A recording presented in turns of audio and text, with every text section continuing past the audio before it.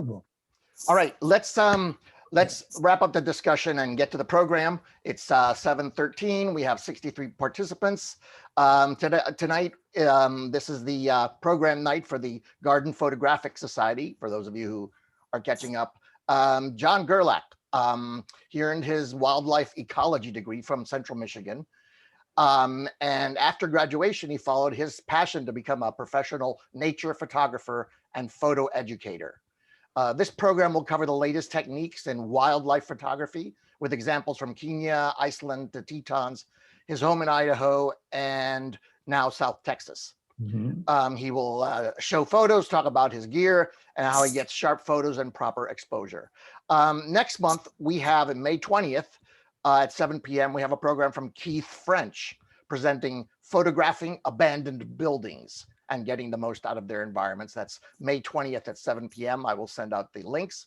And finally, June 17th, the third Thursday at 7 p.m., a program is from Jim Frazier, who many of you know, some insights on social media for photographers to avoid the pitfalls of certain social media sites. Okay, so with that said, I will turn it over to John, thank you so much for being here and sharing your experience with us. Okay, thank you very much. I'm excited to do this. My first Zoom meeting. It'll be very interesting. First thing I got to do is figure out how to move you off the screen. Do I hit leave? Share screen and they will go away. Hit leave. Okay. Oh, I hit the wrong thing. Oh, cancel. Let me see here. Oh, okay. Yeah, don't leave. Share screen. Okay, share almost screen, left the meeting. Okay, share. All right. Okay, everyone. First of all, I do want, in case you just joined us, I tend to be very honest. And so you may not want to watch this because I'm liable to cost you money because you're going to want to buy some new gear. But I'm going to tell you how I do it. And I do a lot of photography. I mean, wildlife alone, I bet in the last year, I've shot 500,000 pictures. So I do it a lot. I do it every day. So let's get into it. And let me go, right? Okay, stop. I'm just trying to, there we go. Oh, I got to get this other stuff off. Okay. Stop share your, okay. Anyway, the ultimate wildlife lenses. For me, half a year ago, my ultimate lenses was the Canon 2-400, and that had a built-in 1.4 converter. So it could, and what built-in means is you turn a switch and the converter slides into the optical path. So now I can get out to 520. And that worked really well on safari in Kenya, or in a photo blind where you can't move your distance very well. It's nice to have a zoom lens. There are times where a prime lens is a fixed lens, isn't the best. And if you can't move, then often you do need a zoom lens. Now, the prime lens I used was the Canon 600mm f4 version 3. It's the latest version. It's lighter than the other version, so even I could carry it. I like the reach. It worked out great. Now I need to add one more lens to this. Now that I'm shooting the Canon R5 mirrorless, my really favorite lens for most things is the Canon 100-500 zoom. And that works really well, 1-500. So again, if you're in a safari vehicle, you can easily change the focal length to accommodate the subject. And the beauty is, if I go to my crop factor in my camera, it then becomes an 800, essentially, an angle of view, so it works great. And by the way, this is a lion in Kenya. Do you know what he's looking at? He's looking up because there's a hot air balloon right above him that just roared, and he's saying, come down here and I'll show you who's king of the Mara. But anyways, let's move on. And another thing about these lenses is, in this case, here's a blackneck still that I photographed a pond right here in Mission, Texas. And showing you what I used. I used the Canon R5 with the 600mm lens. Now the Canon R5 is a full frame camera, but it has a crop factor. So I put it on 1.6 crop mode, and that makes it C600 and 1.6. That's a 960mm focal length or angle of view. And what happens is when you go to crop mode, it does take the file, 45 megapixels, and cuts it down to 17. But I used to use full frame cameras that were 20 megapixels. So you can afford to do that now. And the way the crop factor is different in the mirrorless camera as opposed to my other DSLR is that you actually see the subject bigger. When, on the other camera, when it went to crop mode, it just kind of blacked out part of your image, but you didn't see the subject bigger. With the mirrorless, you actually see like a 960 millimeter version of the subject. And the reason is I was watching this black-necked stilt. He was standing sleeping in the pond. So I'm on a tripod and I'm using that 600 with a mirrorless camera. And I waited about 10 minutes. He finally woke up and started to stretch. And that's one reason why I use a tripod. A lot of people say, well, I shoot handheld. But my answer is a lot of the shots I get and really like, I don't get it until I'm looking through that camera at 7, 8, 10 minutes. And I can't handhold a big lens for 10 consecutive minutes.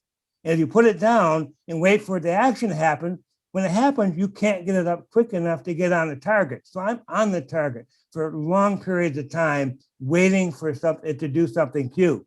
And so that works really, really well. That's wonderful. And it's something none of my DSLRs can do. And I'll move right along. I got a lot to talk about. Again, I want to show you, this is just the Canon R5 full frame sensor with the 600. Okay, and by the way, we were down here at Brazil Bend State Park in Texas. I always wanted to photograph yellow-crowned night herons, and coming from Michigan and Idaho, they don't go that far north.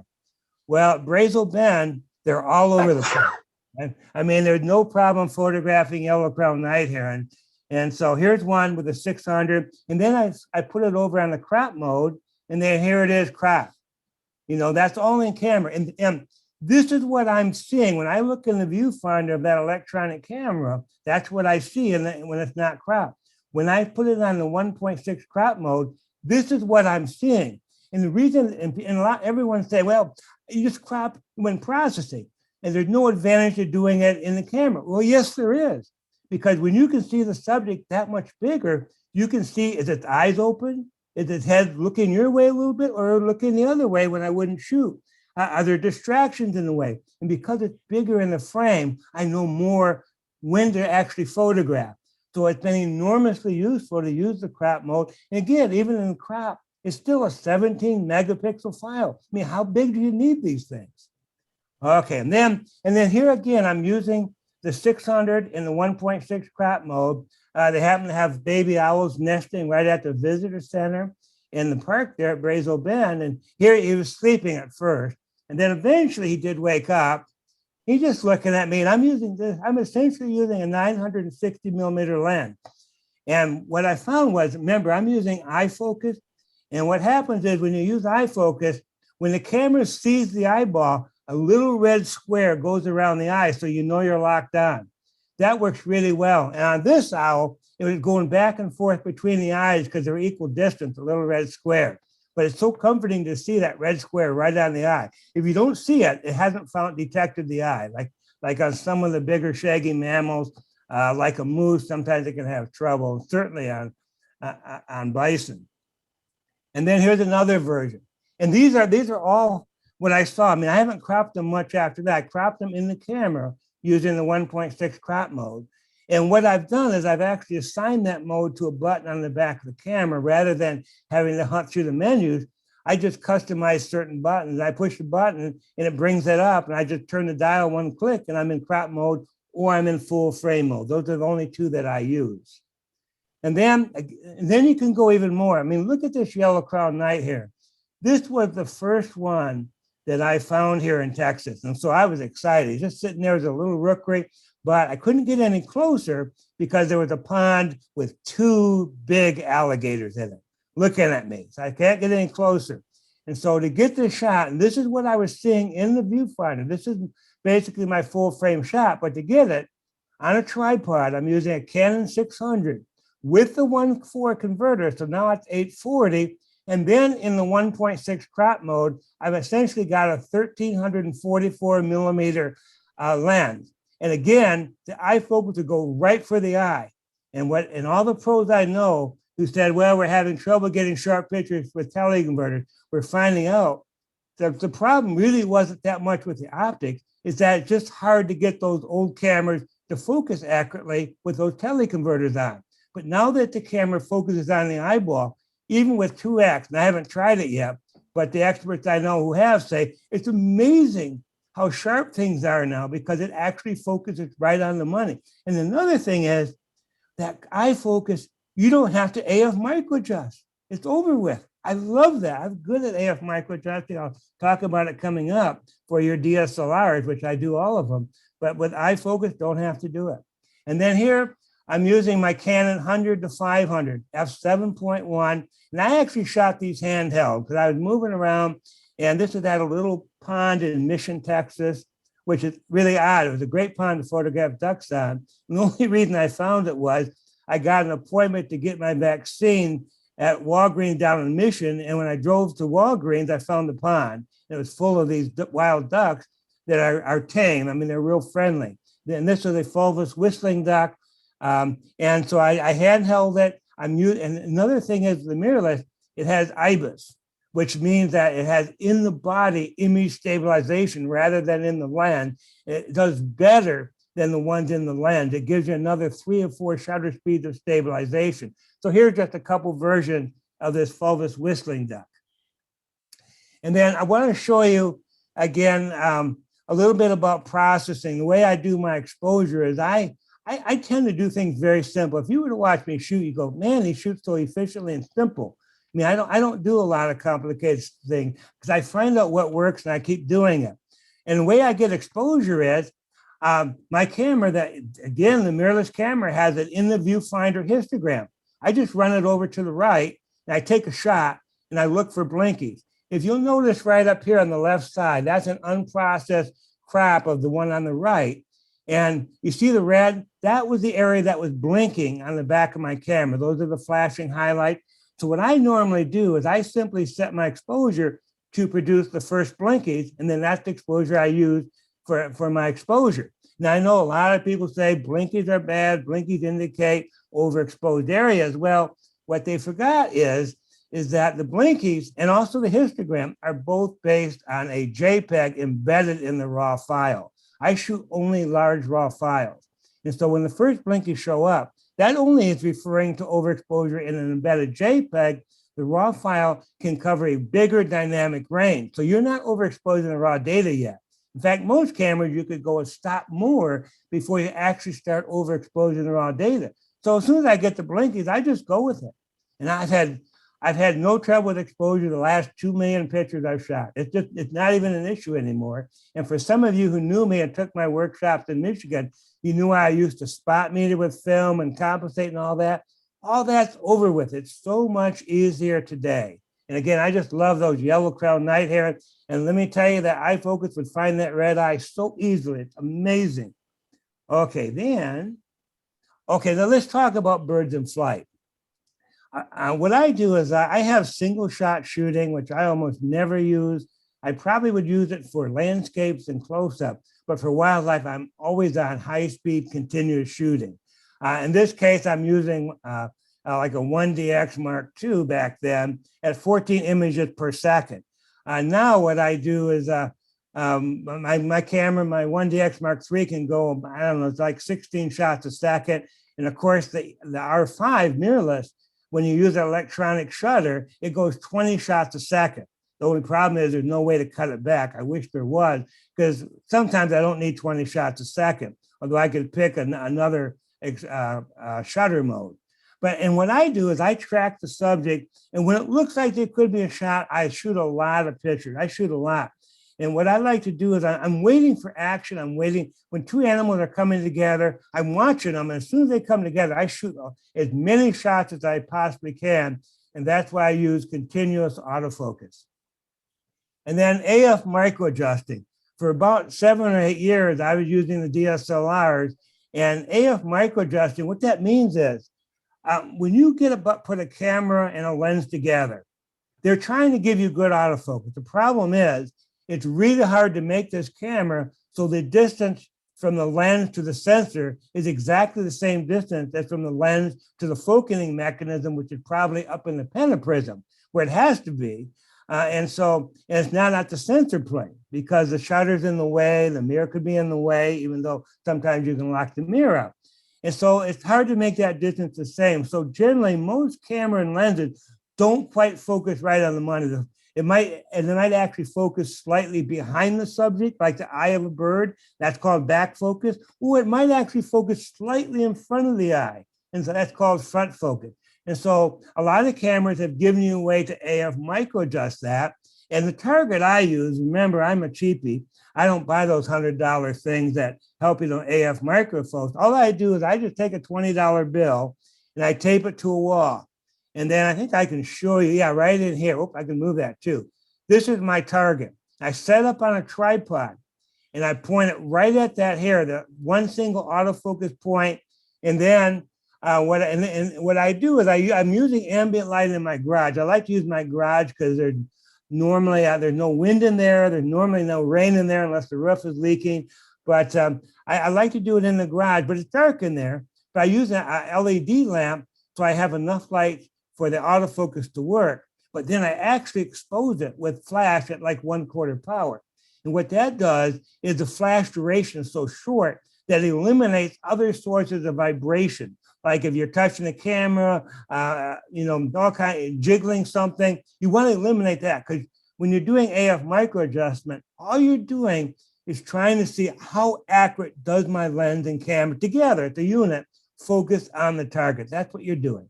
And then most cameras have this ability, and you go down to AF micro adjustment, you turn that on, and then it gives you a choice on it. This is a Canon camera.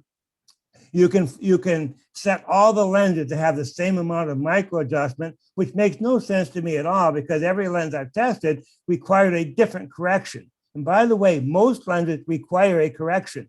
It's very unlikely that out of the box, a lens and camera are going to focus dead on. It could be close, and if you're not real particular, you might not notice it. But when you run a test, frankly, if you need a -5 correction, you want to know that and set that.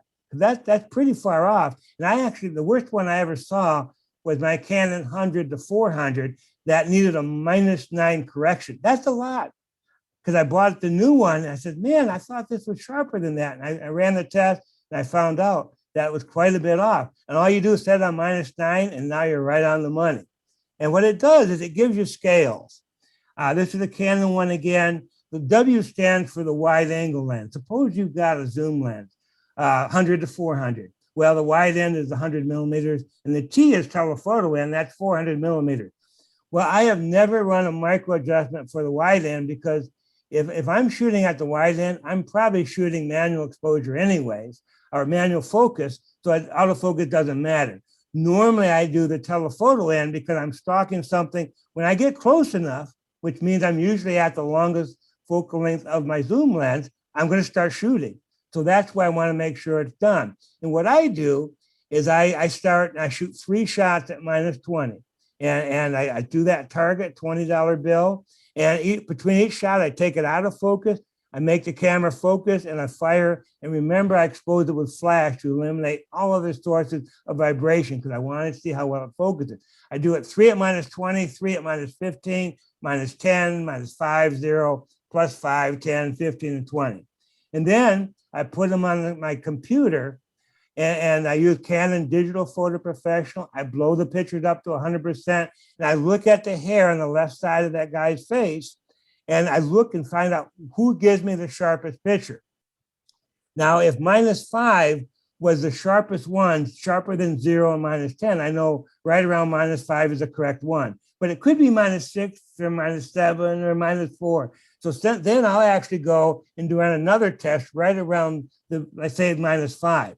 Now, if -5 and 0 are equally as sharp, probably the best answer is right in between those two. Probably was -2 or 3. So that's what I do. And when you first do it, it takes a while. After you've done it a while, it takes me about 15 minutes to do a lens. So I highly recommend it. It's not that hard. And I have a detailed article on my website on how to AF micro adjust. But again, if you go mirrorless, most mirrorless cameras, you don't have to, because the focus is done right at the center plane and not someplace up in the pennant prism. Okay, now let's talk about exposure. Most of the time I use manual exposure, especially for birds in flight. And of course the question is, well, John, how do you manually set the exposure when a bird suddenly comes flying by? Well, I don't think I've ever photographed a bird in flight where I wasn't expecting it. And normally I go to places where there's a lot of birds that are going to be in flight, like a rookery. In this case, I'm at Bosque del Apache, and here's a Ross's goose flying by. And I want to get the ones in flight, but what you don't know is there's another 50,000 birds out in front of me in the same light as the ones that are flying over. So I just set the exposure for the ones that are on the water. And how do I do that? I get the first blinkies in the white feather, and I'm on manual. And then I use that for the ones flying over. And the reason I prefer to do manual is that if you've got action, like if this bird, you got proper exposure for this goose against the blue sky, if it flies against a white cloud, you're going to be way underexposed on automatic, because suddenly those blue tones are much lighter white cloud tone, and on automatic, the camera would do its adjusting, and it'll darken the picture down.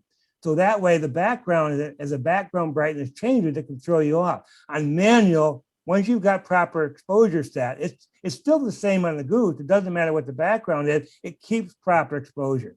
So I prefer that. Again, more geese flying. And you can see how I've got them all lined up across there. That works pretty well. And again, I'm watching them come, and I'm letting them get closer and closer. When they start filling the frame and it looks like they're separating, I start shooting like crazy. Now, most of the time, you'll see me tracking birds like at Bosque del Apache. And if you were to listen, most of the time I'm not shooting. I'm tracking, waiting for them to separate. Because if I see that one bird's obviously in front of another one, I'm not shooting, because I'm just going to have to delete it anyways. I'm waiting until I have a chance. But the thing is, you've got to almost anticipate when they're going to separate, because if you see a perfect separation and you have to raise your camera and get on them, they're probably one on top of the other by the time you get there. So you got to shoot, you got to anticipate the action. Here's another one. They just happened to separate. I'm sure I shot probably 10 or 12 shots of this group coming by, and probably most of them, one wing was covering up the head of another bird, one was superimposed on another, but for a brief instant, all four of them were nicely isolated. And so that's why I kept this one. And here I don't mind that the one's in front of another one. I think they line up pretty nicely. And by the way, Bosque del Apache is a really good place to practice your bird in flight shooting. It's good in November, December, because there's a lot of birds, they're coming. You tend to get a lot of good light. It's a really great place to try. And I particularly like birds in flight. Back when I was a kid, a teenager, I was a skeet shooter and I was poor. And so what I did was I was good at it. And so I could win all the tournaments. And if you win the tournament, you get prize money and you can shoot for free. And I shot 100 straight routinely. It was nothing to me. And I don't shoot shotguns anymore, but all those skills I used in shooting guns, I used in photographing birds. And believe me, it helps me. There's a lot of little tricks. One mistake I see is at Bosque, people stand on the dike, the birds are out in front, and they get all balanced and they point their camera out there in front toward where the birds are coming from. But they actually aren't going to photograph them until they get closer and they're more to the left or right. Well, if they're in balance, looking straight out, by the time the bird's to the left, now they're out of balance. Now, if I was going to break a skeet target, and I'm going to break a skeet target right above me, I would get balanced to where I'm going to break the target, or in this case, photograph the bird, and then pivot back to where I'm going to pick them up. And as I track them, as they get closer, I gain better balance. It's easier to follow through and get a sharper picture. Okay, and then I just love this, where you got the snow geese landing in a cornfield at Bosque, and the background's another 5,000 snow geese. So that's a lot of fun to do. I'd like to do more of that. It's really fun. And then here's how many geese are at Bosque. There's quite a few. There's lots of those. And also, it's really true that there's no such thing as bad light. Most light you can do something with. But for wildlife, I really like that the first 2 and the last 2 hours of the day, especially when you have golden sun, works really good on the water. And that's what I'm using here. Normally in the middle of the day, I'm not shooting. Even in Texas at the workshop, middle of the day, the sun's high overhead. We're not shooting. Now, if it was cloudy, it would be great, not a problem. But if it's sunny, middle of the day sun is pretty awful. And then also, I like to work the subject. I love reflections. I like calm water. This is also at Bosque, a Drake pintail. And I like the reflection. And what I do is I think it adds a lot of interest. But also, the reflection makes the subject twice as big, so you don't have to be as close. And while this was done with one of those old DSLR, 1DX Mark III cameras or whatever, which is a great camera. I loved it. But that camera, I'd have to push the AF point around to coincide right here with the head of that bird. And you say, well, that's not so hard to do. Well, it is if he turns and goes the other way. Then I'm pushing him back over here and here and here. So I'm using my thumb to move the AF point around a lot. Well, with eye focus, I don't have to. As the bird moves, the camera just keeps focusing on the eye, no matter where in the frame the eye is. That makes things so much easier. Oh my! But I'll show you some more duck stuff. I like how he swam into the vegetation. Again, this is real early in the morning, first light in the morning at Bosque from a viewing platform. And then I like it when they get up and flap their wings. And most of the time, the ducks will let you know when they're going to do that, because they'll typically dip their head in the water 2 or 3 times real quickly. And then they rise up and flap their wings. And boy, as soon as I see them dipping their heads, I'm shooting. And I'm hoping to catch them when they rise up. Because if you see them rise up and then you go to shoot, they probably have already sat down by the time you actually fire. Okay, then, and I like them tipping up a northern pintail. And by the way, my background is a wildlife biologist, and I especially like waterfowl. And the reason I didn't stay with my degree is that I got hired for the state of Michigan. And they knew I loved birds and waterfowl, so they naturally assigned me to study white-tailed deer. So anyway, that's why I don't do it. And then here, this is right after sunset. This is what's amazing about digital is you can shoot in much dimmer light. I mean, I come from the era of Kodachrome 25. My high-speed film used to be Kodachrome 64. That's ISO 64 for you youngins, okay?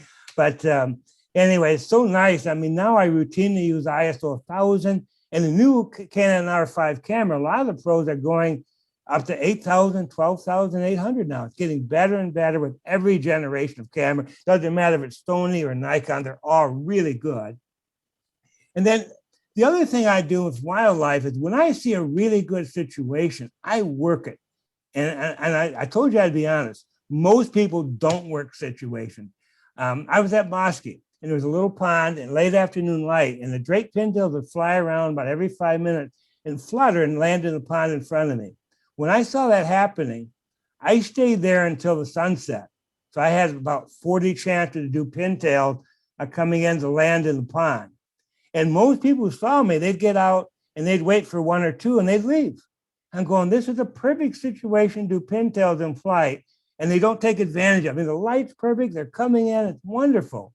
So I tend to work great, and I recognize a great situation. When that happens, I work it. And I always get a smile at this one. These, again, at Bosque, these are sandhill cranes. It reminds me of like gunfight at the OK Corral. They're all lined up saying, all right, take us on, let's go for it. And then, again, this is another thing. I shoot a lot. I mean, it's nothing for me to shoot 3,000 or 4,000 pictures. In fact, at Brazel Bend State Park, in one morning, I was there 5 hours. I shot 9,000 pictures.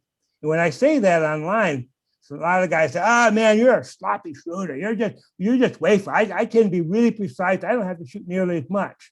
And my comment is, well, the problem is, here we got 2 sandhill cranes. They're standing there. And I want to get them taken off. But I don't know when they're going to take off. So I'm on my tripod. I'm looking. I'm focused. I'm looking through the lens for maybe 15 consecutive minutes. And as soon as it makes a move, I let it rip. And I hope they take off, and they did. Because if they go to take off and you're not ready to press the button, or you aren't pressing the button, you don't get that. I get a lot of action shots like this because I'm shooting. I mean, digital doesn't cost anything to shoot. It's free. I know the camera costs a little bit and the lens a little more, a few schnickels, but it doesn't really cost you to shoot the pictures, just time to look at them. And that's what I was trying to get, is I want the action, the peak of the action.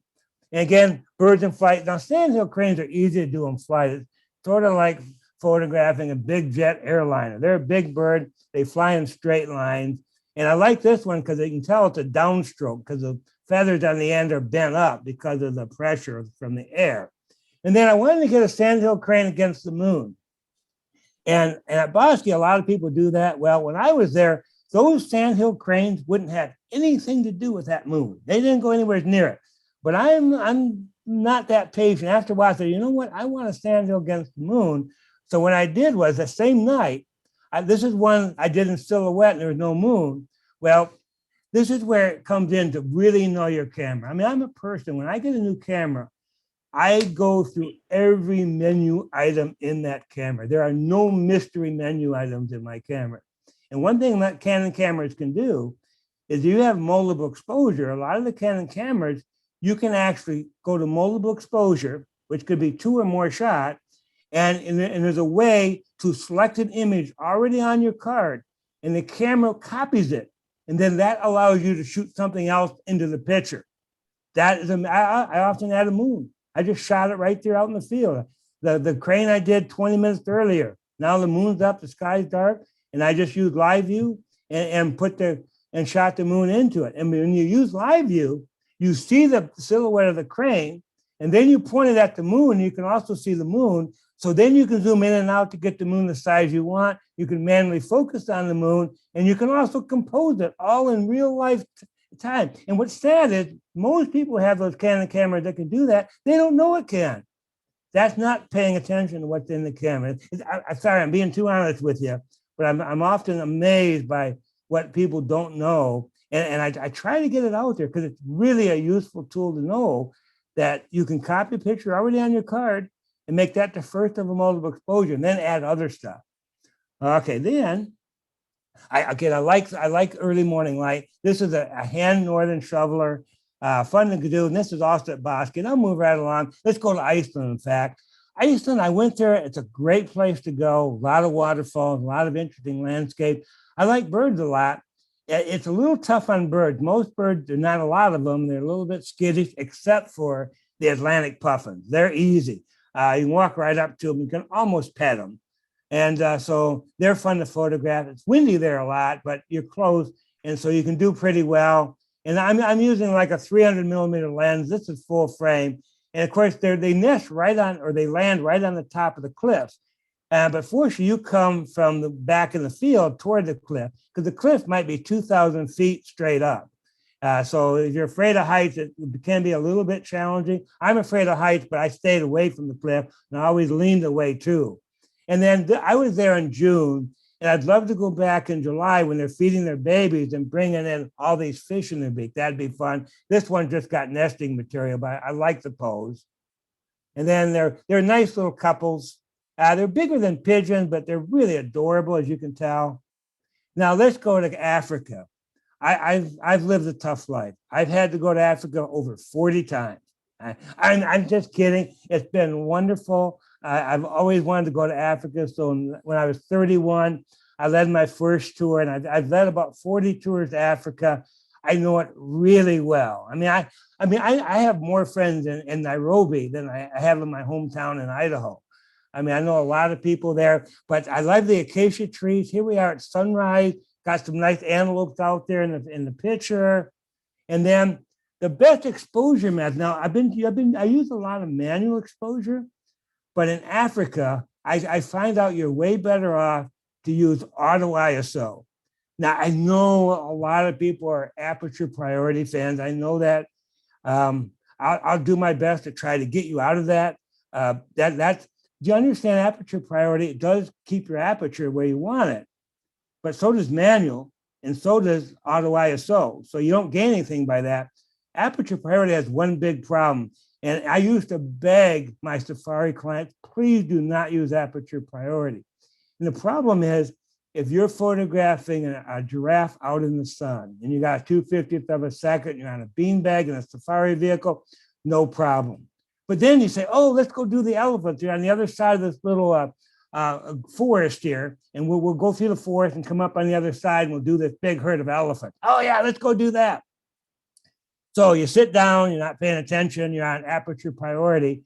We go down to the forest where it's 4 stops darker, and then all of a sudden the guide stops and says, leopard. There's a leopard on the other side of the creek. Quick, you get up and you shoot, throw the camera on the beanbag, bam, bam, bam, bam, bam. The leopard takes 4 steps and he's gone. That's the end of it. You go, oh, I got the leopard, I got the leopard. On Aperture Priority, did you? You might have an image, but the problem is Aperture Priority gives priority to the aperture and lets the shutter fall. And if the light is 4 stops darker in the woods, your shutter went from a 250th to a 125th to a 60th to a 30th to a 15th of a second on a beanbag with people moving around in a safari vehicle with a 400 millimeter lens, nothing sharp. You're way better off to use auto ISO because then it would keep your aperture and your shutter speed and let the ISO rise. So that's what I do. And the reason I use auto ISO a lot in Africa, because you have a lot of sun, but because you're in a vehicle, it's so easy to move from sun to shade. And you got to be ready all the time because, I mean, you could be doing an animal on one side of a bush in the shade, you go to the other side and there's another animal in the sun or vice versa. You got to have that camera help you out and very quickly change the exposure. And so when I need an auto exposure mode, and this is the only one I've used the last 6 or 7 years to shoot millions of pictures, is I use auto ISO. I have manual aperture and shutter speed. I set both manually and I let the ISO float. And then you still need exposure compensation because an auto mode will only produce a standard exposure. So if you try to photograph something like on snow, it'll be way too dark because the camera thinks it's a mid-tone gray and not snow, so it darkens it down. So I use exposure compensation. And what I do on my Canon camera, again, this is knowing the buttons. I assign a button. It's a set button on the back of the camera. So when I press it, I now activate exposure compensation. I turn the main dial on top and I can set it to +1 or -2/3 or whatever I need. That works really well rather than dig through that rascal through the menus. So most cameras, you can do things to make them work a lot better for you. And that's one of the things that I do. Okay, then, like I said, Africa, now here, I mean, this is pretty middle tone. It's going to work fine. And by the way, this is a wrinkled old elephant. That's what the sun will do for you after 80 years. You tend to wrinkle up after, especially in the desert of Samburu.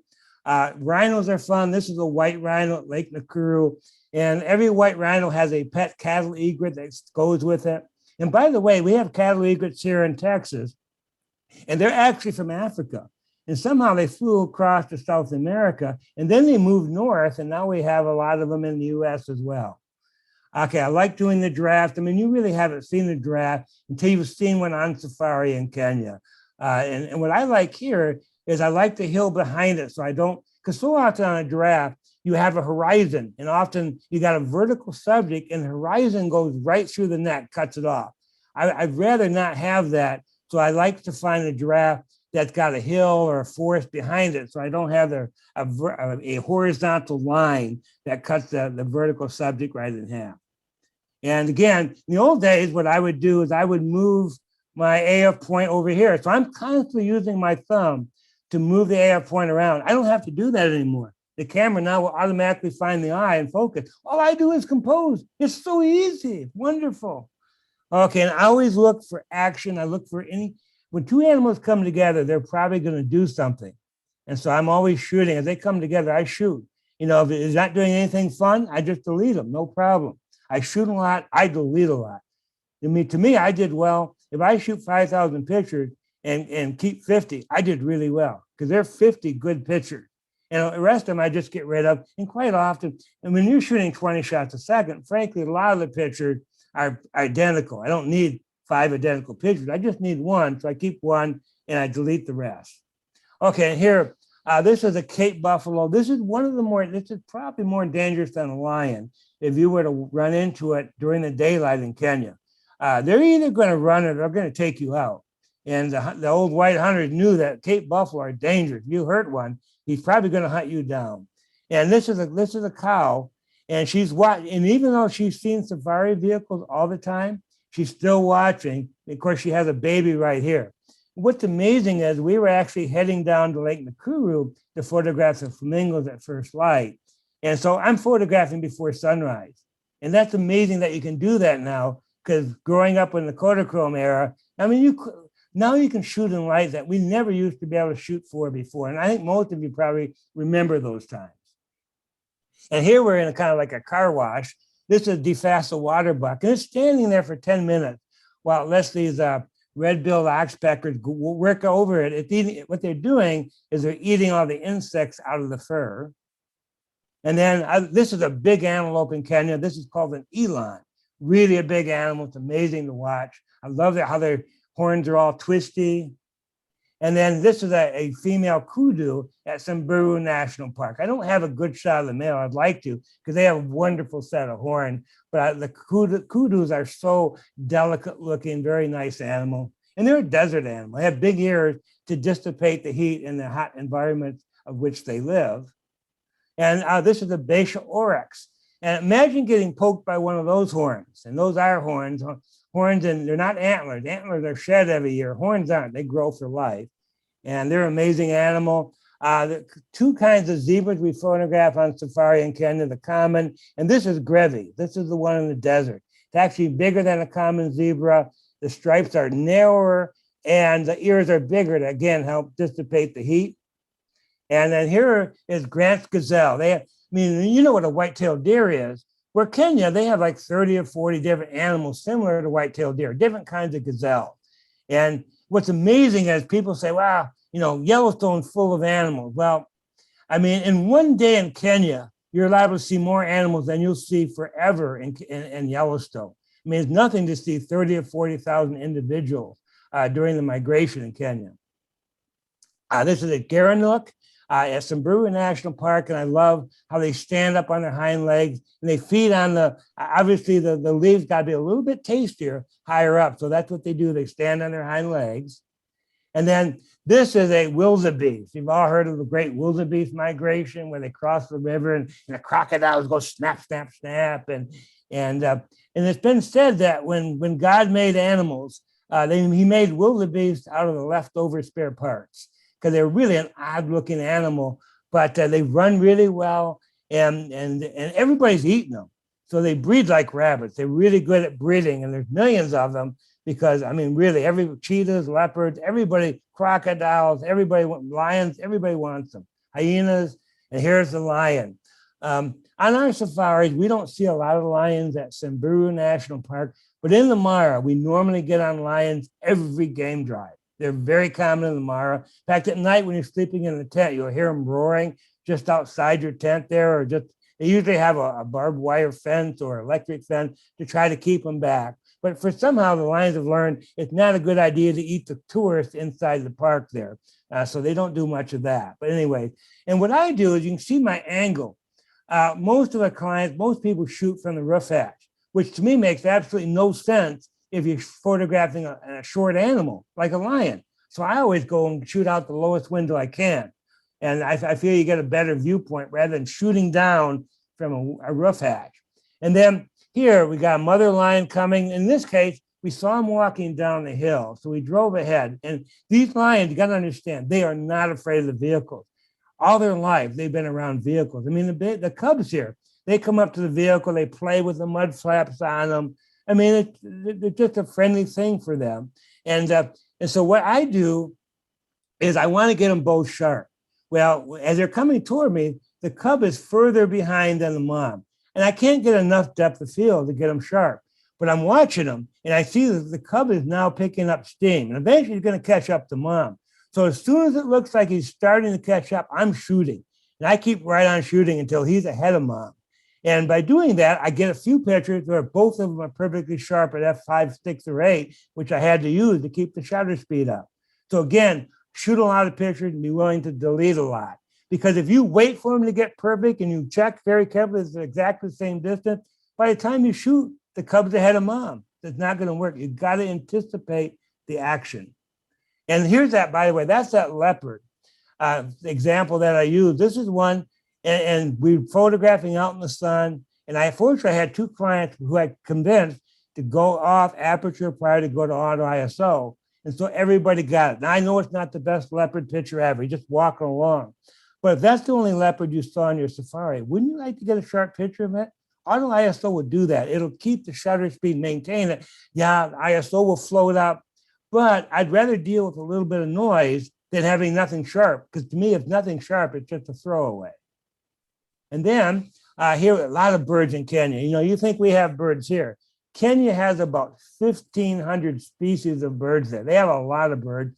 And one thing I know on my safaris, I've talked to my guides, and they'll tell you that my groups photograph more birds than any other group because most groups want cats. And I want cats too. But to me, a lion in terrible light is just a lion in terrible light. So when you don't, or if you spend all your time looking for cat, most of the time you're not photographing anything. What I do is on safaris, I photograph the next good shot, whatever it is. I'm looking for the light, a good subject in a great situation, and I go for that. So I like the egret. And again, I get the exposure. My first shot, I always take a shot first to see if I have any blinkies in the white feather. If no blinkies, add another third, take another shot. When the first blinkies show up, that's what I'm going to use for the exposure. Here's another African bird, the African spoonbill. We've been photographing roseate spoonbills down here. Well, Africa has spoonbills too, not quite as colorful, but it is the African spoonbill. And here's a colorful one. This is the yellow-billed stork, kind of like a great blue heron. And then here is the squawko heron.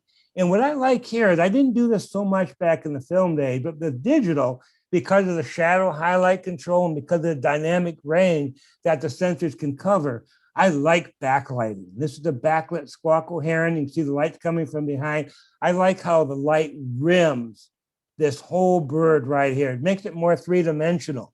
And all I do is, again, exposure is easy. When the first blinkies show up, which will probably show up right in here, I use that. And then when I process it, I darken the highlights and bring up the shadows and lower the contrast. Here's another backlit bird, the Goliath Heron. Love how the backlighting goes right through the top of this whoop-de-doo right here. So I use a lot of backlighting. In fact, it took a while for my guides to realize I do backlighting now, but that happened because I could deal with backlighting with a digital camera, whereas Kodachrome 25 was not so good for that because it's a very contrasty film. And then I love the crowned cranes in Canyon. I'll move right along. I know I like these are Kingfisher. We have the belted Kingfisher in the US. Also down here, we have the ring Kingfisher and the green Kingfisher. Well, Kenya has, 20, 25 different kinds of Kingfishers, which is odd. They're called Kingfishers. And the vast majority of them would have nothing to do with the fish. They eat insects, they eat grasshoppers, and they live more out in the prairie. This is a gray-headed Kingfisher. This is one that does like fish, similar to our belted Kingfisher. It's called the pied Kingfisher, pied meaning black and white. It's about the size of a belted Kingfisher, and they hover and they dive in and catch fish. And then here's another one that would not eat a fish. This is not much bigger than a house sparrow. It's called the striped Kingfisher, and it's a bug eater, lives out in the grasslands. And then everybody's favorite bird in Kenya is probably the Lilacbreasted Roller. It's about the size of a blue jay, and with a long lens like a 500, and it could be a 500 prime lens, or it could be a 300 millimeter with a crop factor. Most of the time you can drive pretty close to full frame and photograph the Lilacbreasted Roller. They're pretty used to safari vehicles. Now I'll give you, again, I'm being honest. The problem with most people doing birds in Kenya is, I don't know why it is, but they'll sit there and they'll let the guide find the bird. I never do that. I look harder for the subject than the guides do, because I'm always looking up ahead to see if there's a bird on a bush and if he's in a good side of the vehicle, so he's in good light. And then before we get close enough to photograph the bird, if I can, I try to get my clients up on the seat and on a beanbag and sat, and then we drive in very slowly. And then the guide turns the vehicle off and you photograph. You don't talk, you don't bang your lens, you don't jump up. Most people don't do it that way. They sit in their seat, the guide stops, they jump up, bang their lens, and more than half the subject they scare away and never get a shot. You do way better if you use a little finesse and get ready and drive in slowly. People say, well, I can't stand up when I'm moving vehicle. Well, it's moving a mile an hour. How tough is that? But that's just me. And I'm old. I can do it. It's not a problem. So just got to use a little finesse. Okay. And then again, here's this roller was perched on a tree. And I could tell by the way he was acting, he's going to fly. So I just held it down. I probably have 100 shots of it perched. But I got this one as he's taking off. And the only way you get this one is you got to be shooting before he goes to take off. If you see it go to take off, you already missed it. Okay, now other birds, crown plover, and I'll move along. Parrots, so they have an orange-bellied parrot in Africa. This is almost like a pheasant, the yellow-shouldered spurfowl, fun to photograph. They have all kinds of hornbill. This is a red-billed hornbill, but they've got several other species as well. I love the Beeeaters.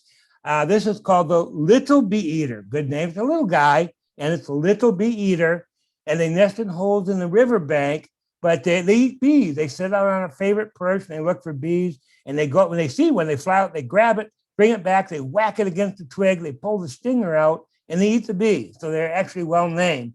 And this was a couple that were courting. And when we first stopped, I noticed when I focused on like the guy on the left here, this one wasn't quite sharp. So I asked the driver, could you pull up just another few feet to get more parallel to them? Because it's a favorite perch. They fly, but they'd always come back. And then they were pretty darn close. And they weren't perfect. So as soon as what I do, and another reason why I like auto ISO, is I was probably at f5.6. Well, now I got two birds I'm trying to get sharp. So I put it down to f16. And I shot a lot of pictures. And the ISO went up, and I didn't want it to go that high. So I slowed the shutter down as much as I thought I could get away with. And then I shot a lot of pictures. And because I was able to shoot at f16 by using auto ISO, I got some really sharp pictures of both birds. So as soon as I have more than one critter, I right away start thinking more depth of field, stop down. And then again, I do that here. I've got a bird, I got two giraffes. Again, I'm stopping down. As you already said, as soon as I got more than one, I'm going to stop down. Or if I'm really close, I'm like this goshawk in Kenya. I want to get as much of that bird sharp as possible. So sometimes I'll stop down more, just so I have more depth of field covering a single bird that's close. Because obviously, the closer you are, the shallower your depth of field. Because depth of field has got to do with really only aperture and magnification. So with more magnification, you have less depth of field. You get it back by stopping down. And again, this is a shrike, the gray-headed shrike. And this is one where we got only because everyone's up on the seat. They're ready to shoot. We drive in slow. The driver stops. Nobody makes a sound. Because even though they're in a park, it doesn't mean you can't scare them. But by being quiet and crafty, you can get a lot more shots. Most vehicles would never photograph this bird. They're too noisy. They rock things. They move too much. Okay, and here's one. I like to shoot on a beanbag or a tripod when I can. Obviously, when you're on safari in Kenya, you're not going to use a tripod in a vehicle. It's ridiculous. A beanbag works just fine. And I was on a beanbag, and this is a red and yellow barbet. Great bird, about yay big, bigger than a house sparrow, but not too big. And when I was on my beanbag, the problem was I could only see the top of his head because leaves were in the way. And so the only way I could get a clear shot is I had to stand on the back seat and, gosh, shoot my 600 handheld. Oh, no, I had no choice. So what I did was I simply increased the shutter speed. If I was at 250 on a beanbag, I might have gone to a thousandth of a second. The auto ISO would rise up a couple of stops. And then I handheld as best I could, focused on the eye, and I shot a bunch of pictures, a couple hundred. And I got a lot of sharp ones by kicking the shutter speed up. I didn't want to shoot handheld, but I had no choice.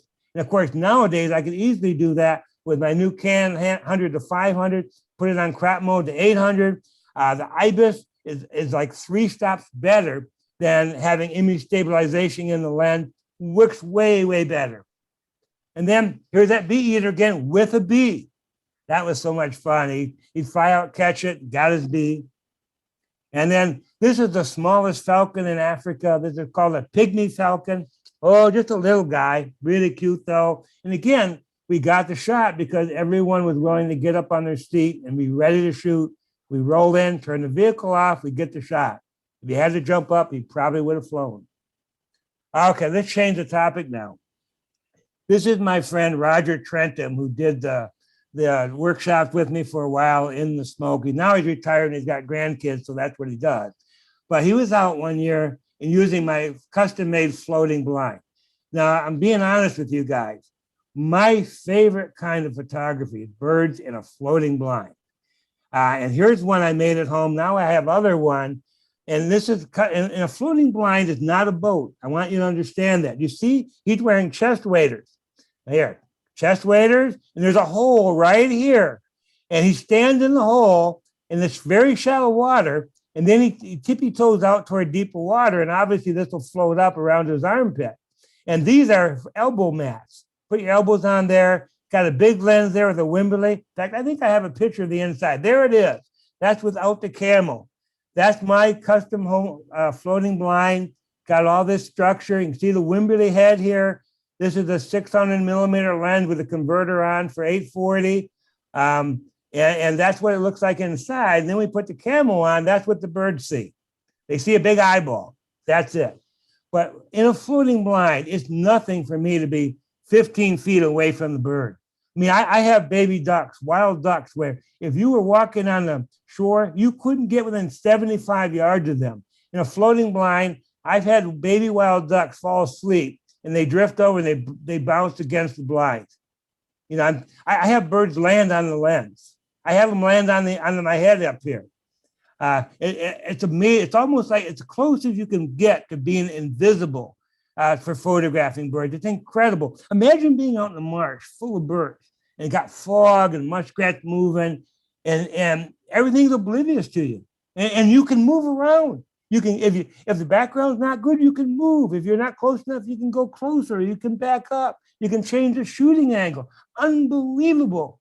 And sadly, in America, hardly anybody does it. The Europeans are onto it. The Americans are slow to catch on. But on the other hand, in my workshop with a floating blind, I've sold out for the next 2 years, so they're catching on. But it's a lot of fun. One thing I want to emphasize is you want it calm. See how calm that is? If you've got ripples, it won't work because their lens is going to go up and down, up and down. Let me tell you, that drives you crazy. Below the bird. Oh, there's a bird up, and now you're above the bird. Oh, now back and forth. It's got to be calm. And so normally in a floating, like last summer during the COVID thing, I couldn't do some classes. Well, I live right next to the lake. It's a quarter mile from my house. So I spent 100 mornings in my floating blind to shoot over 100,000 pictures. And I love it. And what I do is you got to be there when you got to be there. It tends to be calm the first 2 hours in the morning. So what I do is I enter the lake probably 20 minutes before sunrise. And I move on down to where I know the birds are going to be. And when I get there, I just hold still. And they come out and they go, what's that? And look at it and look at it. When I don't do anything, after a while, they go back to feeding or courting or whatever they want to do. And of course, when you do it over and over, after a while, the birds know you. In fact, I have some birds that know me and they come over and want to say hi. I mean, they see me, they come over and they swim around. And I mean, they're happy to see me. But anyway, here's another floating blind. For my clients, this is a blind you're going to be using. These are commercial ones. They're called the Mr. Jangear blind. This is Dixie right here. And she's got, these are pontoon tubes right here. And then you've got a base, a Wimberley head, and a long lens. And here's what it looks like with the camo on it. Comes a little like this right here. And you can see the ripples. That's too much to actually be shooting. We're doing this after we're done in the morning. And so once the breeze picks up and you got ripples, that's why when people say, John, what about waves pushing out to sea? My answer is, why would you be out there if there's waves? You can't do anything. It's got to be calm and it's in shallow water. So the floating blind does not float you. It floats your camera gear. You're wearing chest waders, and better yet, I got a dry suit coming from Mr. Jangear because I get wet in them all the time. And the reason is, it's not because of deep water, it's because of shallow water. How did I get wet and chest waded in shallow water? Well, I'm persistent. And some birds are right on the shore, like snipe and rails. And to get there, I have to, I'm prone in the water in 6 inches of water moving towards shore. And I'm laying so prone that water can run down the front of your waders. And you never notice it's happening until a gallon's on its way down. So then you're soaked. Okay, here, this is what the birds see. And let me show you what you get.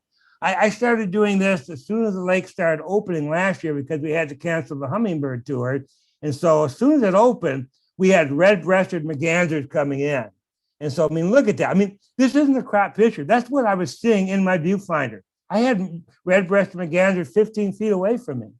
And you can see the ice. I mean, most of the lake was still frozen. And by the way, when I was doing those, I had an old pair of waders. It had one small problem. They had a small hole in the waders. And so I was in the ice water for 3 hours soaking wet. But you know what? They were not afraid of my chattering teeth. So I'm okay with that. And I stayed there. It was great. And then look at this. I mean, look at this fisherman here. Look at that trout. You know, and this is actually a crop of this one. But anyways, it was so much fun to do. These are white pelicans. They come into the open area where the trout are starting to spawn and they scoop them up. the fishermen hate that, but Henry's Lake's a trophy trout lake, and they do a lot of stuff to have a lot of big fish in the lake. And if you make a smorgasbord, don't be afraid of don't be surprised that wildlife show up to your smorgasbord. I mean, they need it, we don't. I'm in favor of the birds eating all the stuff. Okay, here's that female red-breasted merganser. So even in a floating blind, if you see the bird coming toward you, you can do them in flight. And also, what was really neat is I go out there in the afternoon, and I always wanted to photograph 4 birds: the red-breasted merganser, Barrow's goldeneye, the common goldeneye, and the common merganser. Well, the first afternoon I go out there, it's just a small area, maybe 50 yards across of open water. I had all 4 of them in front of me at full frame for 3 hours. And there was like 100 of them. I shot like 10,000 pictures. I couldn't believe it. All these birds I always wanted to photograph. I mean, look at that. This is Barrow's goldeneye. Did you ever hear of Barrow's? They may have seen the common goldeneye. This is one that's more common in the West. You can tell it by it's got like this white mark here. The common goldeneye just has a white circle here. This is more like a half moon. And again, I saw him dipping his head. So as soon as I saw that, I started shooting. And sure enough, he got up, flapping his wings. And then here's the lady Barrow's goldeneye. Cute little thing, beautiful orange bill, yellow eyes. You can see the ice behind it. I mean, it's still off. The lake is mostly frozen. That's why I knew all the birds were going to come to this open area, because there was almost no open areas. And then look at this. I mean, you only get these kind of shots on floating blind. That is a wild baby lesser scoff. And I mean, does he look afraid of me? I mean, and look at this one. Are they afraid? They're full frame in front of me. I had to back up. They're sleeping. And that's what happened. The babies, they'll be real active. And then they go to sleep. They just ball up and sleep. And what I do is I just pick my shooting angle and I just wait. And they sleep for 10 or 12 minutes. And then they start to wake up. And then they start getting active. And then one baby goes over and bites the head of another baby. And you get all kinds of interaction going on. It's a lot of fun. And then, I mean, look at this one. Even as a baby, they got to stretch their wings, if you can call those wings. But I thought, oh, I'm being attacked by this guy. But again, I saw him start to move. I just started shooting. Because if I saw him go up and then I went to shoot, I already missed it. He's sitting down. You got to anticipate. So I shoot a lot of pictures. Most of them I don't want. But then occasionally I catch this one because I was shooting when he went to do that. And then look at this great blue heron. Look at my angle. I'm actually shooting up at a great blue heron in the water. Most people are got on boardwalk. They're shooting down, those low aerial drone shots, I call them. I like to be shooting up at them. And look at that. This is my first kill shot. I mean, look, great blue heron finally caught a fish for me. I was just so thrilled. Oh, you can't see it. Let me help you out. There you go. There you go. There, he's right there. Can you see him now? You got to wonder, how many of those fish does it have to eat before it knows it ate something? I mean, it's unbelievable. They don't catch big fish where I'm at, like in Florida. And then look, here's a young black-crowned night heron. There's a small colony of adults I get in June and July.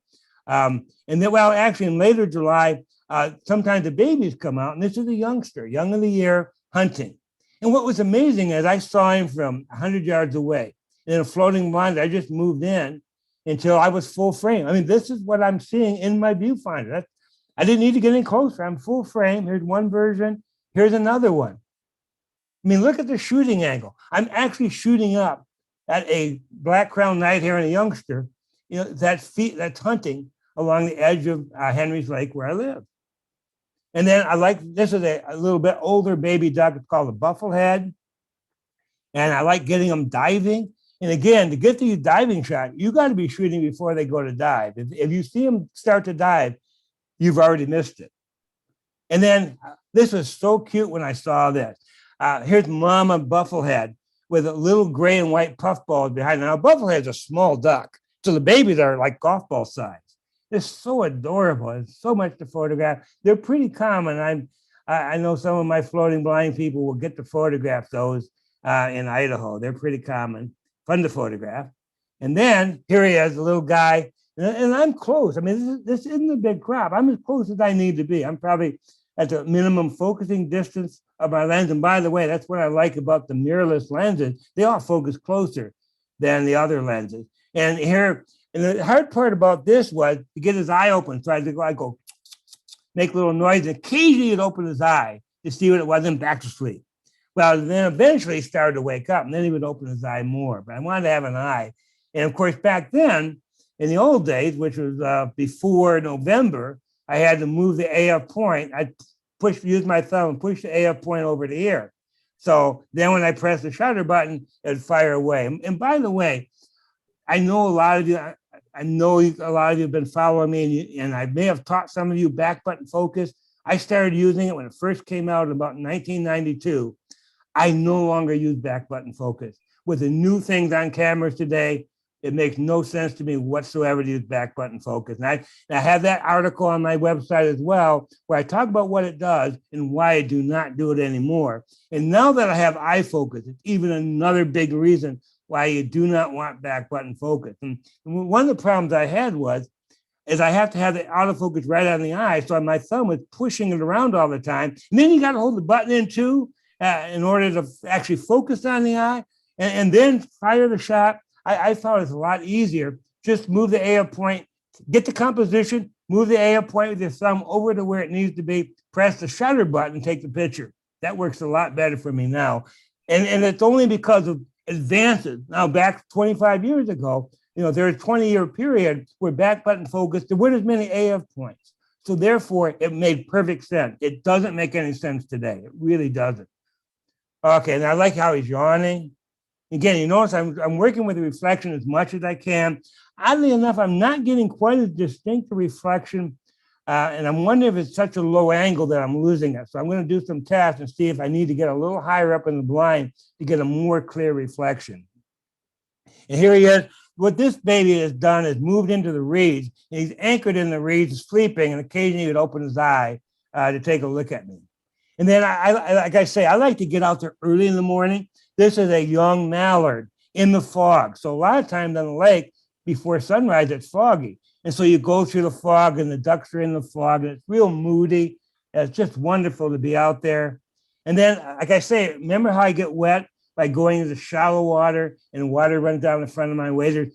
For these guys is when I get wet. This is a solar rail. And then early in the morning, they come out along the shoreline of the lake to feed. And so I have to get, they're very shallow water. I mean, they're only in about 1.5 inches of water. Well, that means I'm offshore, but I'm only in a foot of water. So I have to lay down to do that to get the shot. That's an adult solar rail. And here's a young one that I got last year. They come out too and feed. Nice reflection there. And then I like doing birds in flight, and then floating blind. Often you get a chance at birds in flight. In this case, I found where in the morning, the pelicans like to go roost in this little bay. They fly in and land. So one morning I went there and I waited for them to come into land. And it's so much fun as they come into land, their feet touch down, the water's flying all over. And what's amazing is I'm out there, all these birds, shots all over the place, and there is nobody there. I don't have any other photographers, nobody. It's all by myself. The only people on the lake are fishermen, and they don't go where I go because the water's too shallow. And the fish aren't there. It's too weedy. So they're more out in the lake. And actually, fishermen are beneficial because the birds on the lake see people all the time because they're in fishing boats. And so they're a little more accepting of anything man-made because they're used to fishing boats. And then here's another bird, gulls. When I see them coming down the shoreline, I can get on them. Now, in a floating blind, you got to see them early because you can't really move left or right very quickly. But if you see them coming at you, you can do birds in flight. And then what I like is later in July, the smartweed blooms. And so you get these bright purple pink flowers growing in the water.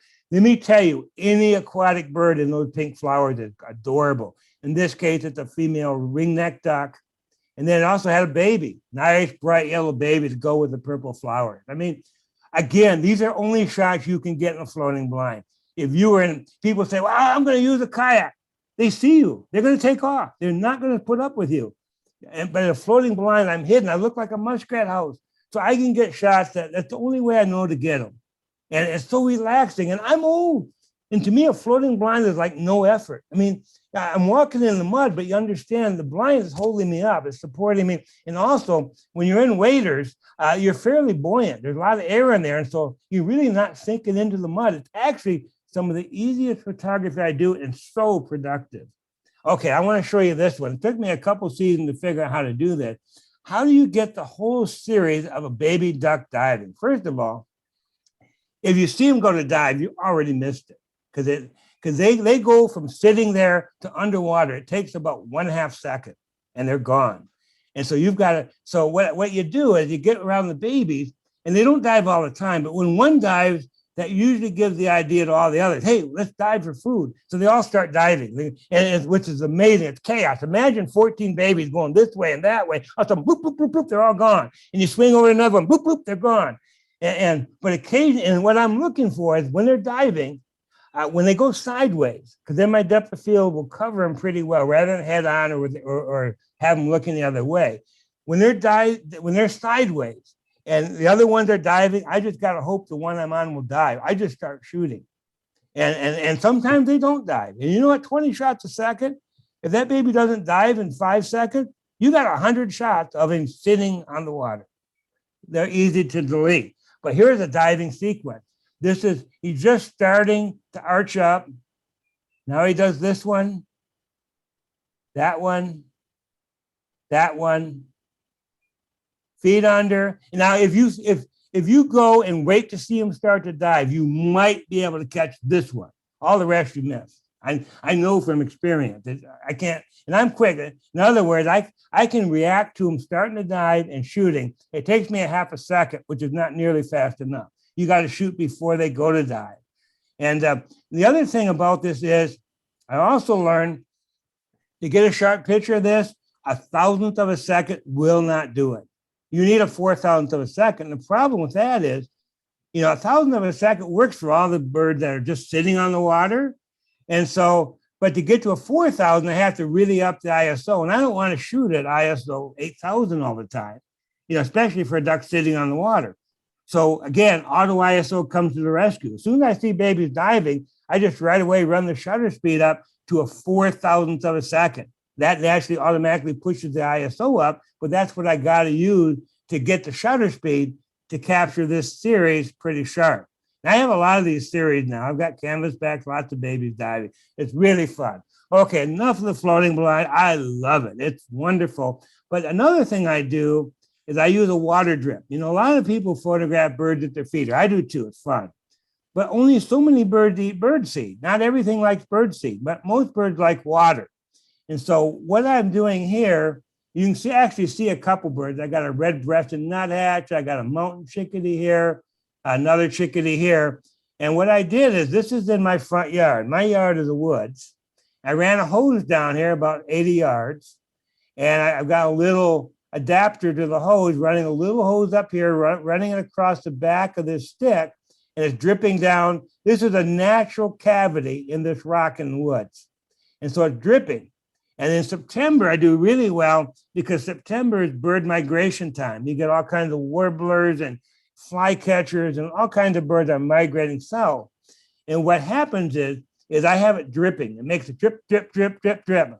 And when birds are migrating, most of these small birds migrate at night. And so in the morning, they're landing. They're tired.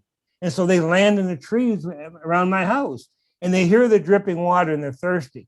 And they focused on the sound of the dripping water. You can see them working their way down through the forest.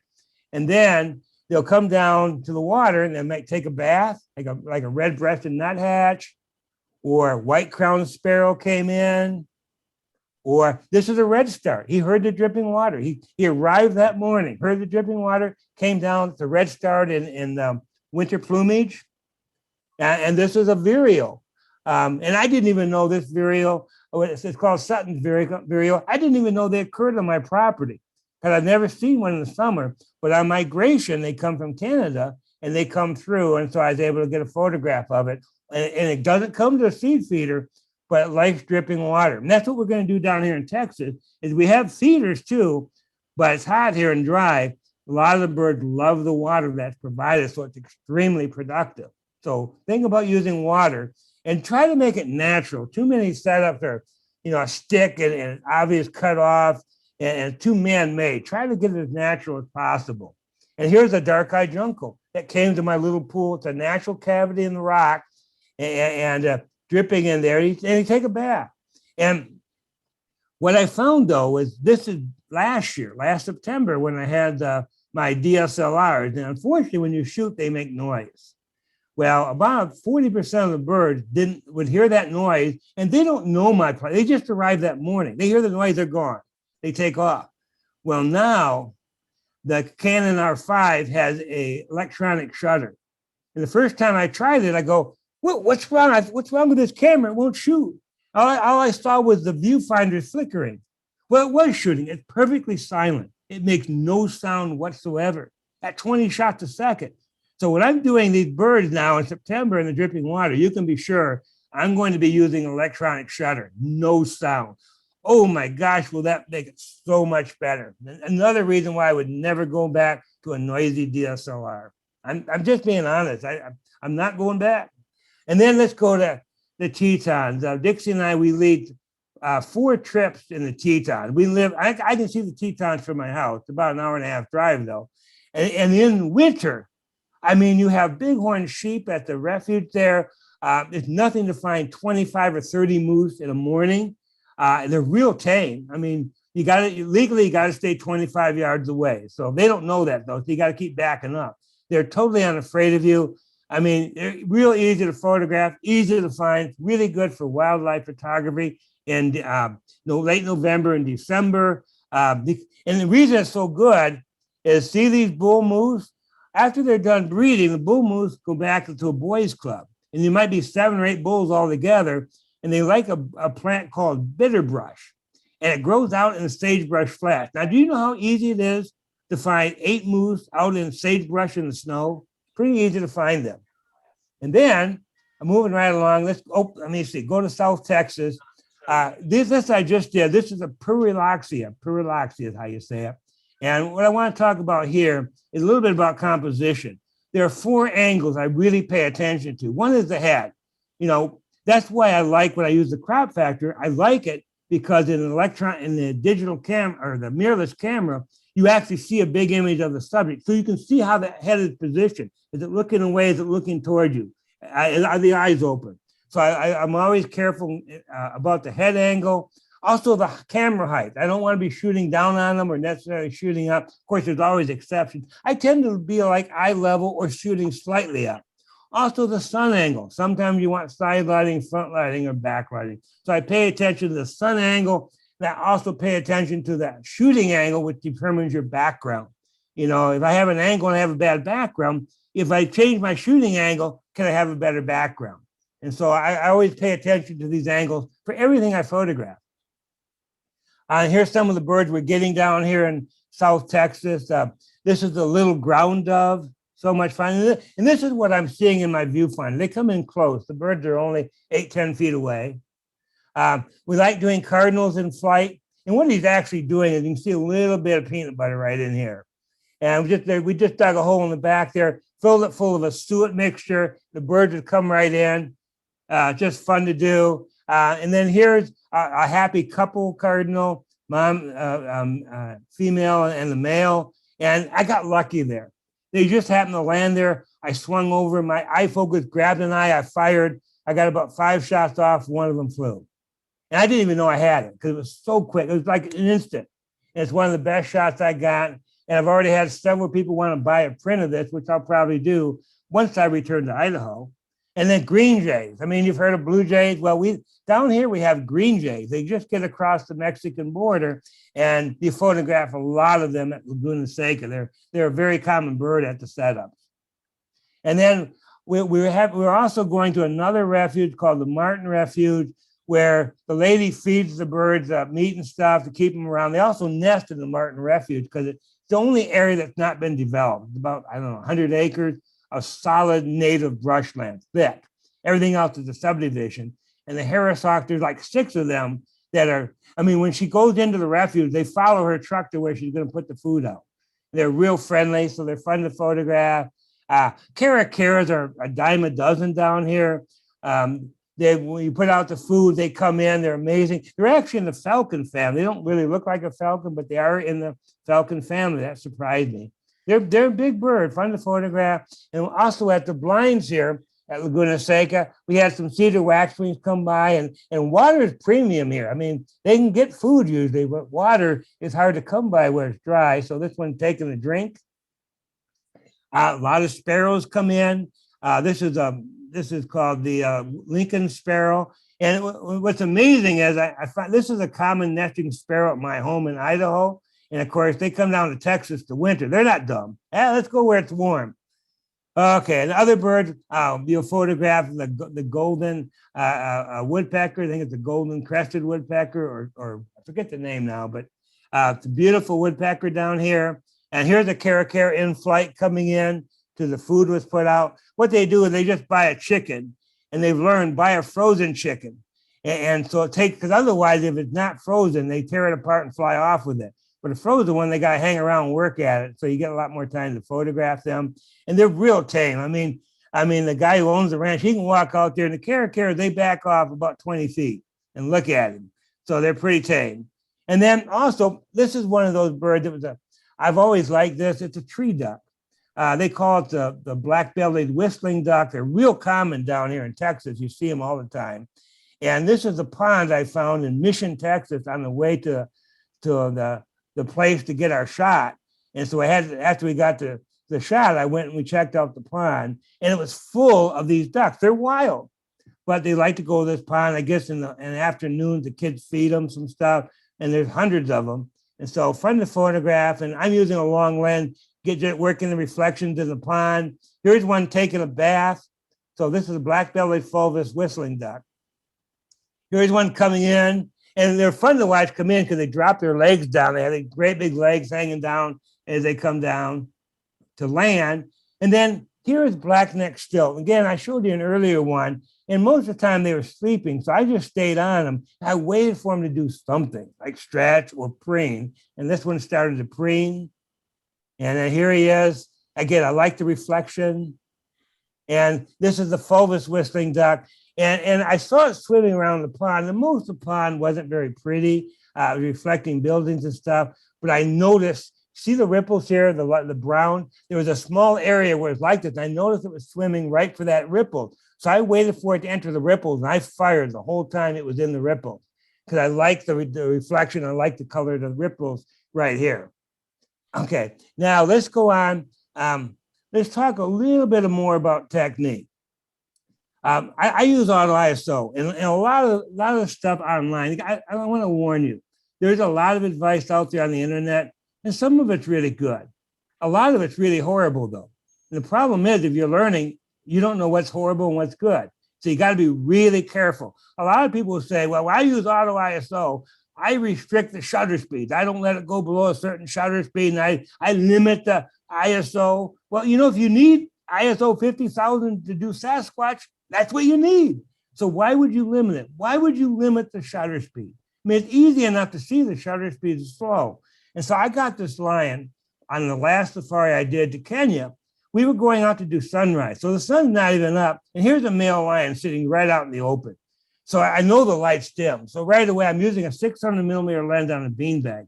I know the light is dim. So right away, I set it wide open to f4, and then I knew I had to slow the shutter down. So I went down to 125th of a second, which is a little slow on the beanbag for 600. And I was like at ISO 12,000. I go, 12,000. Oh, no. So I kept slowing the shutter down because I knew that was the only way I had left to lower the ISO down. And so I got down to a quarter of a second. Now, this is a quarter second on a beanbag in a safari vehicle. It's turned off, though. But there are people that move and shift their weight. And so I'm at a quarter of a second on this beanbag with a 600. And I just kept lowering it down from a 125th to 60th. I got down to the quarter. I said, there is no way I'm going to get a sharp picture. But I'm going to use the best technique I can. I'm going to be carefully focused right on the eyeball. I'm going to use the touch shutter and 2 seconds self-timer to have it fire later, and 2 seconds later, and I shot 30 pictures. And you know what? 28 of them were terrible, but 2 worked. Somehow the stars aligned and I got 2 sharp pictures, and I only needed 1. So here's the picture. So that's why I would not want to restrict my shutter speed. I mean, I mean, suppose I restricted it on auto ISO to a 1/25th of a second. Well, how do I get down to a slower shutter speed when I have no other choice? I can't. I get a lot of advice I don't agree with at all. They haven't shot enough, and they wouldn't think like that. Because sometimes you got to, and when you got to use a shutter speed slower than you really want to use and think you can get away with, the answer is use great technique and shoot a lot of extra frames. And occasionally you'll still get a sharp one. You only need one. Okay, and then when I do composition, pretty simple. I like to shoot clean, simple pictures, not too complicated. I tend to let animals look into the frame, even though this Lilacbreasted Roller, his belly's facing to the left, because he's looking back to the right. To me, the flow is going to the right. And then I like using backlighting. Backlighting works best when you have a dark background, because the dark background, the rim light really shows up nicely on the fur of the animal. So it works better that way. If you have a light background, you lose a lot of the backlighting look. And so I like a dark background. I use a lot of backlighting though. Okay, and then finally, thanks for attending. And by the way, look at this baby zebra. Was I ever lucky? On our last trip to Kenya, we heard about a baby zebra that's spotted and not striped. It had a genetic abnormality. Well, it's about 30 miles from our camp. So we just decided, well, there's a lot of animals, there's thousands of animals. Let's go try to find it. So we did. And can you believe that Dixie happened to spot it out there? Said, is that the baby? There it is. And so we were the first ones to find it. And I didn't even have time to stop down. You know, I got 2 animals stopped down. I was so excited. I mean, when you see a zebra like that, it's just spellbinding. And so I focused on them, and they just happened to be exactly the same distance. So even at 5.6, they're both really sharp. So I got a lot of good shots of that baby zebra. And then after I got it, and a couple other vehicles of ours got it, then the mom took the baby zebra way out there where you couldn't drive, and now it was a quarter mile away, and you couldn't get a good photograph. But I had a lot of good pictures of it, so I was very lucky. So anyway, I think that's the end. Oh, let me back up. Okay, now. What do we do now? We take just questions? say stop sharing. Stop sharing screen. Oh, okay. I'll go to stop share. Okay. There we go. Now we're back. All right. Is anybody still here? Oh, it looks. Okay. Oh yeah, we have. We had 63 people at the max, and we got 59 of them are still here. Okay. So that's pretty good. That was really fantastic, John. I mean, you know, it's not, I'll give you the ultimate compliment. Within 5 minutes of your talk, I had my camera out and I was setting a custom button for a crop factor. Okay. Yeah, I know. I really need to do that, you know? Yeah. So I have I was going to ask you about the electronic shutter, but you answered that question that you've discovered that, yeah, it's really quiet and doesn't spook any animals. Now, the one thing about electronic shutter, they say, like for a golfer, it can cause rolling shutter where things will bend. I haven't seen that in birds in flight. Maybe I haven't looked close enough, but you've heard about the rolling shutter. Now, the new camera, the new R3 said that they're going to greatly reduce that problem with the electronic shutter. Right. The same with the Sony A1 has a special feature where it can actually adjust so that it minimizes rolling shutter like incredibly. So yeah, I'm guessing Canon is also going to be right there. Also, you made a point about knowing every function on your camera. And it's not easy. I have a suggestion for people who want to get there. David Busch, B-U-S-C-H, is a writer who probably has a book on your camera because he does most of the popular cameras out.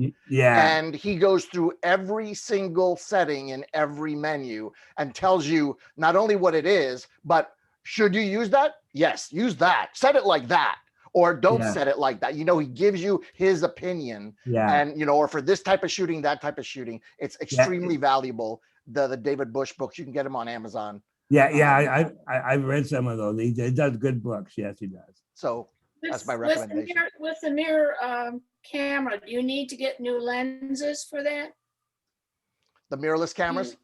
The mirrorless cameras. Now, I started out with my regular lenses and used the adapter, and I had no problem using the adapter. Yep. Was that your question? Yes. Now, the adapter works great. Same with the Sony. I have Sony's, and I was using my Canon glass originally. And, I wouldn't recommend it for really fast sports, but for almost everything else, the Metabones adapters work great on the Sony's. Because I have a Canon camera now. So if I got a mirrorless camera, would I need to get all new lenses for it? No, you don't know. All you gotta do is buy the $100 adapter, and they work just fine. Yeah, I just, because I knew I was going mirrorless, I just bought the lenses that are made for mirrorless, just because I like to spend money, I guess. But I said, I'm going that way. And by the way, all of my DSLR stuff is for sale. I have a lot of it in great condition. Yeah, another way to switch from one manufacturer to the other is keh.com, k.com. They buy stuff, and they have people who they send over here in the Chicago area. They have, like 8-9 times a year, they have somebody here who will buy your stuff, and they will buy everything that you bring that's workable. They will buy it, and they'll give you like 65% of the value of what you paid for it. So that's a good way to sell all your lenses from one manufacturer and get into another one if you decide to do that. I have a question. Are what kind of mirrors for mirrorless lenses? Are they in lighter weight than the DSLR lenses? I think they are lighter.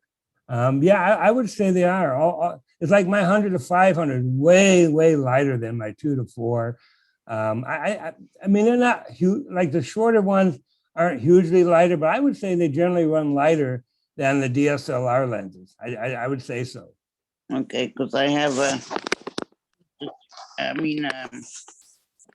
18 to 300 DSLR lens. And okay, do we have any other questions? One that's way off the subject. John, you planning on going back to Kenya? What was that? Going to Kenya again. Oh, we're going to go to Kenya as soon as we feel like it's possible to fly there. The problem is that a lot of the places have a no refund policy.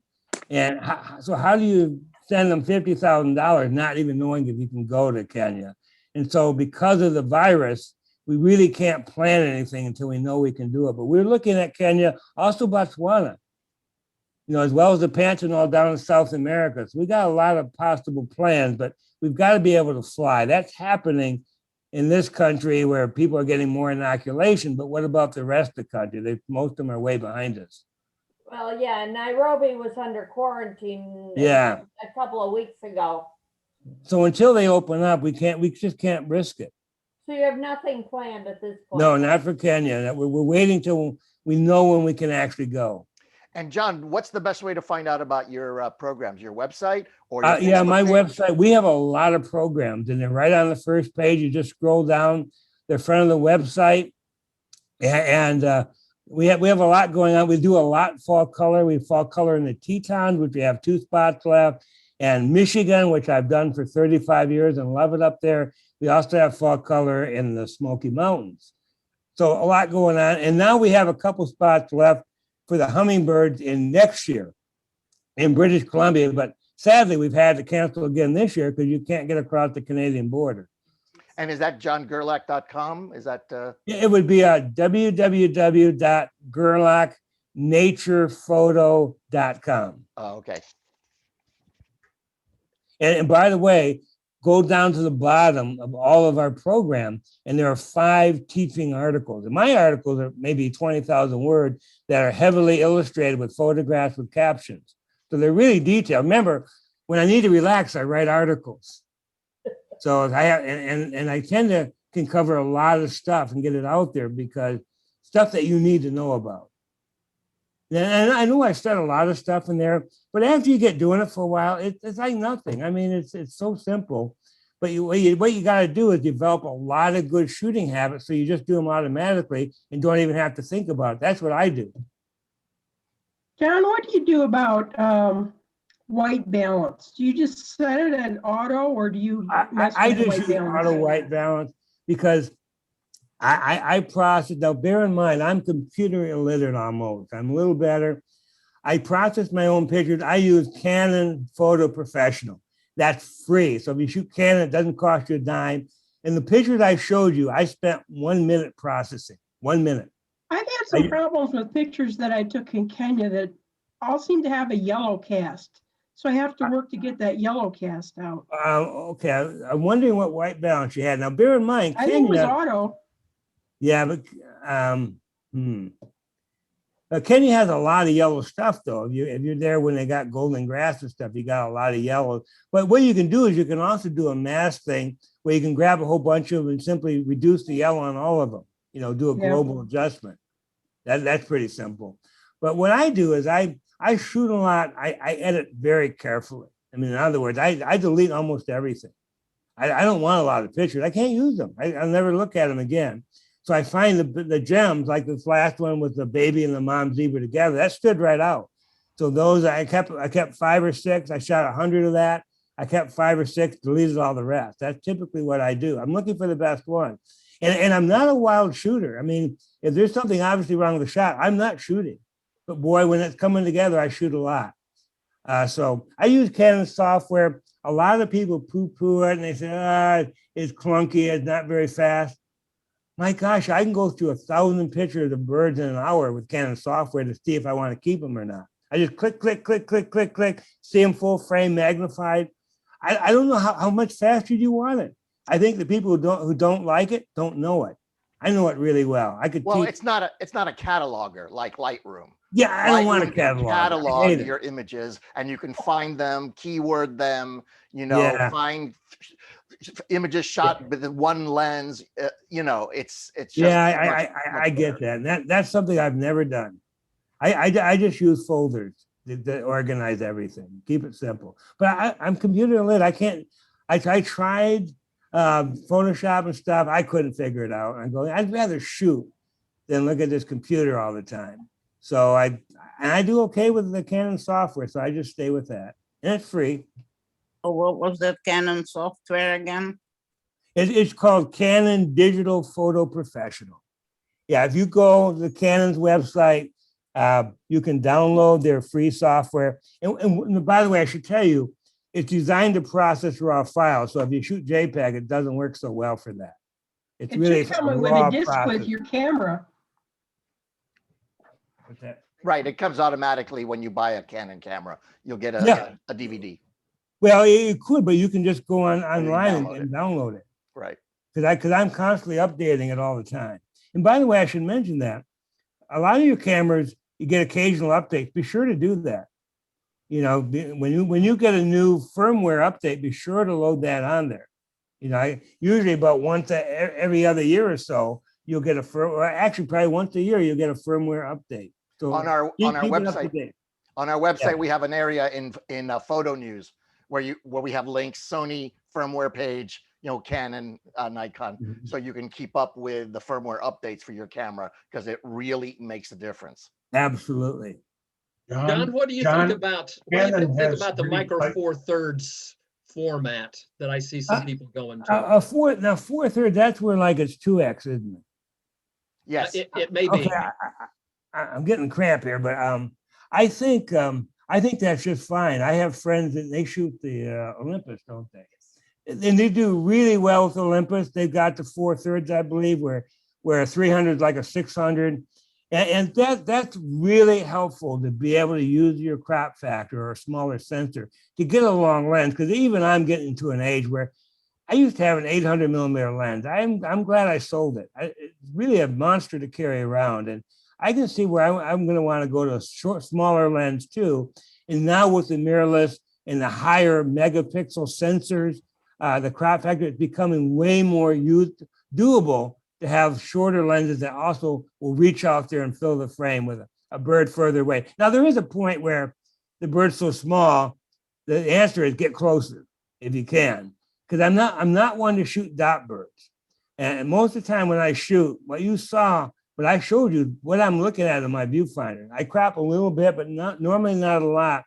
And I find most people, like I went to a place in Texas just last week, the Smith Oaks Rookery, and they had water drips for birds. The problem is they have fences you got to stay behind. That means every bird is a dot bird. So I didn't shoot a single picture at this world-renowned bird photography place because I don't need a whole lot of dot birds. I got to be closer. And I understand why they do that. You can't have photographers get too close and a skittish bird comes in. The bird watchers want to see that. And generally, bird watchers and bird photographers don't really mix very well.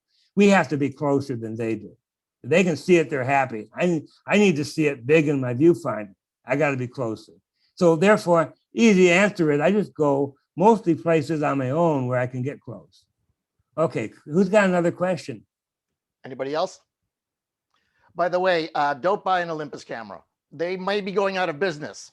Oh, that's not good. They've been sold, and who knows what the new company is going to do with them. So I would not risk your thousands of dollars by buying an Olympus. Panasonic is still probably going to be around, but with the camera market shrinking, who knows whether Micro Four Thirds will be around in another 5 years, you know? So Good to know. you pay your money, you take your chances, but. Oh, okay. So everyone read my article and then I'll email you a test. How's that? Okay. Thank All you, right, John. well, if that's everybody, then John, thank you so much. This was very, very enlightening. We really appreciate your tips and your information, and it's given us a lot of food for thought. Yeah, and thank you very much for getting me through my first Zoom presentation. Hey, it was a good trade. Okay. You All did right. great. Good to see you, Goodbye, John. everybody. All right, Good to see bye-bye. you. See you next Bye-bye. month, garden people. Bye. Okay. Goodbye. Um, Hmm.